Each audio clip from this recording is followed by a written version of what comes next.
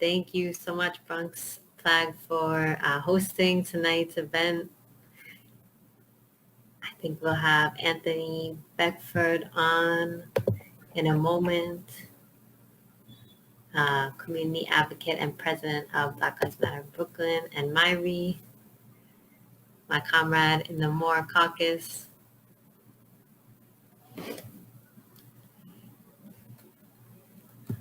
Good evening.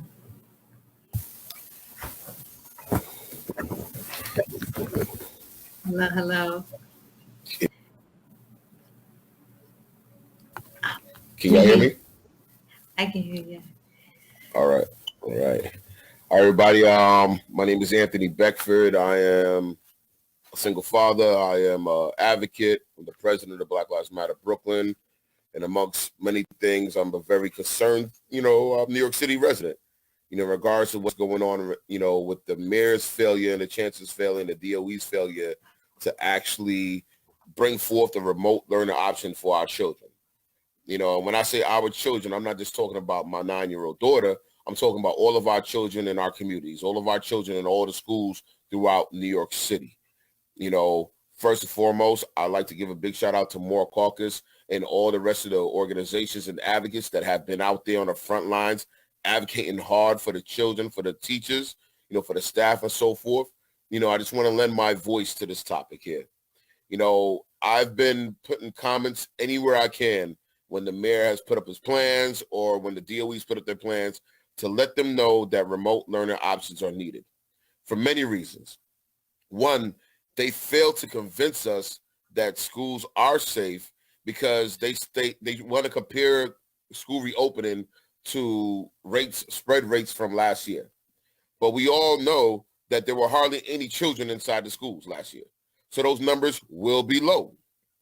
And this is something they're not telling or expressing to the public that needs to go out there. It's a sense of falsehood. It's a sense of providing false security to the people, which actually goes against the oath of their office. The next thing is, when we look at these schools are overcrowded.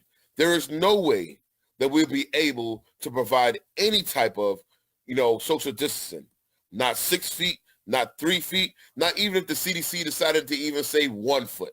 This will not be able to happen, because we have to be honest. The school system has failed us. They've made our classes overcrowded. Our lunchrooms are overcrowded. The hallways are overcrowded. This is a strain on teachers, a strain on students, especially now during COVID. Even with the vaccination mandates that they're putting, we have to, if they keep saying follow the science, well, let's follow the science. It is stated by the CDC that even those who are vaccinated have the same viral load as those who are unvaccinated. Means it can still pass the virus on, the Delta variant. Let's be very real about that. And this variant, as we've seen with many of the states and cities that surround us, has been affecting children from ages 2 and up even more. But the factor of that they are disregarding the safety and well-being of our children, especially those who are 12 and under, is a classic case of child abuse by the DOE, by the mayor, and by the chancellor. They need to provide remote learning options now, not when it's too late, not to use our children as a petri dish or as a study to see what happens. We see what happens in other states. Why is it that the so-called, quote unquote, the most progressive city in New York is doing the worst thing ever? Why is our mayor acting like the governor of Florida and the governor of Texas? Why is it that our mayor feels that just because he doesn't have somebody to combat with in Albany, that he can act like he can go and do these things and put implementations in place without being checked? The message is here is that he needs to be checked. The message is that our elected officials need to be checked, especially those who have been silent on this matter, especially those who feel that they want to put our children in harm's way when they do not know what's going on in our community. They do not know what the spread rates are in our community.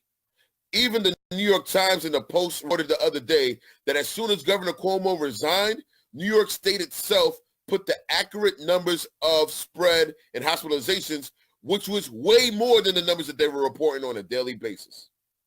So what does that tell us of what's going on in New York City as well? It is time for us to stop with the vanity projects like these 5-borough concerts and this Ferris wheel.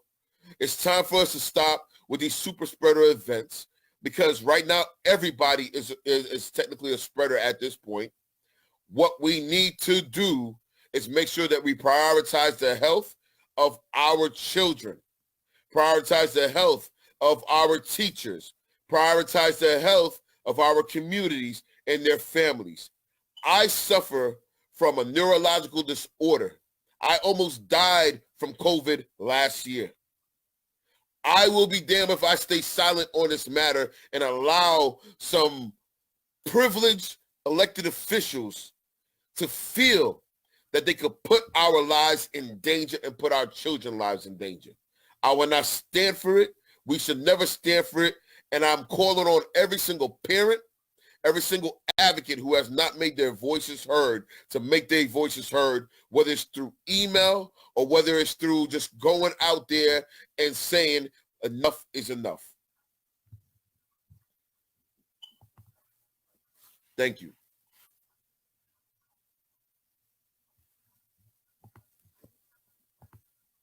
Ali, you could go. All right. Well, thank you so much, Anthony, for setting us up. Power to everything you said. And thank you for being here with us. I'll just go quickly. I'm from the MORE Caucus. Thank you, Bronx Pride, for having us on tonight. And I just wanted to quickly address the narrative that we've been hearing about learning loss. The mainstream media is saturated and obsessed with learning loss narrative. But as you've already heard tonight, so many parents still want a remote learning option. They've wanted it the entire year. Parents did not send their children back when they could have in the spring semester.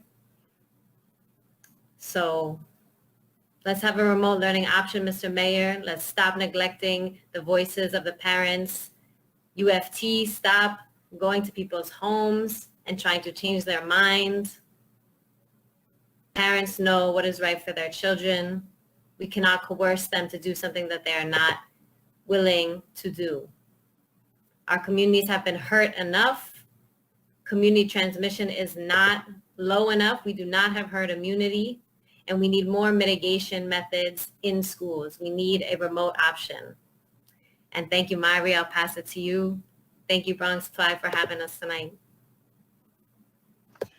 All right, I want to say thanks to all the advocates who have been pushing the buttons for what, over a year now? This is the second year for a safe reopening. Last year, remember, we were on the streets demanding a safe reopening, and then you had this delay. The DOE, headed by Mayor de Blasio, has not learned anything from this medical event that happened.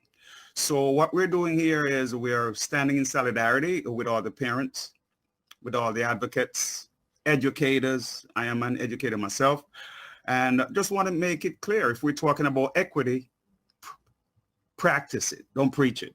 So if you're talking about equity and you're not listening to folks, where is the equity? So the message is to all the stakeholders who are out there. Some of you who are revengeful, and we'll just put that revenge down for a minute, because it's not going to take you any place. So we're just giving you warnings. Revenge is not going to take you any place. What you need to do is listen to parents.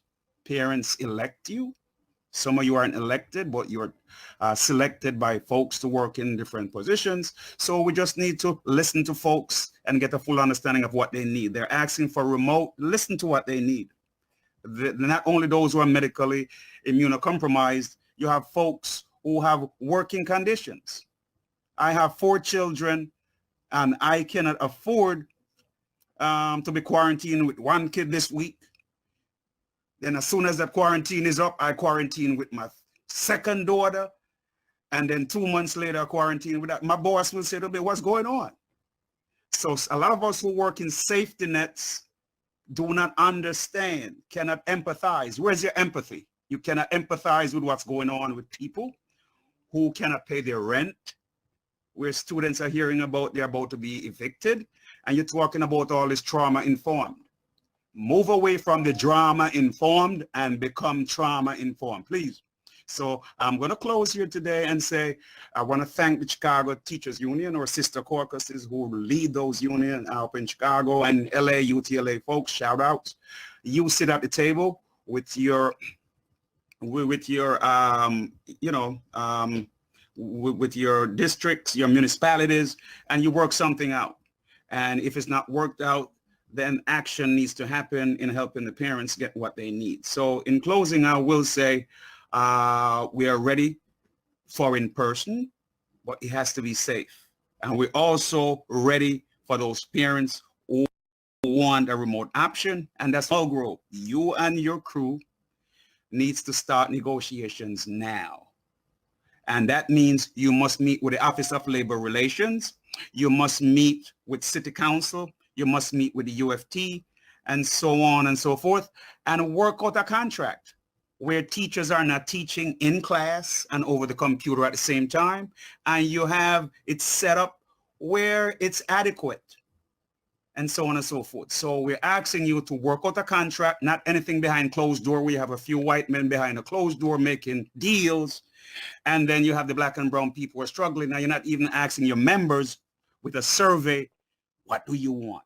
So in closing, parents, we stand with you. We stand with you unafraid, unapologetically, saying we're exercising our rights as parents and as educators. Thank you. Remote Thank out. you. Remote now.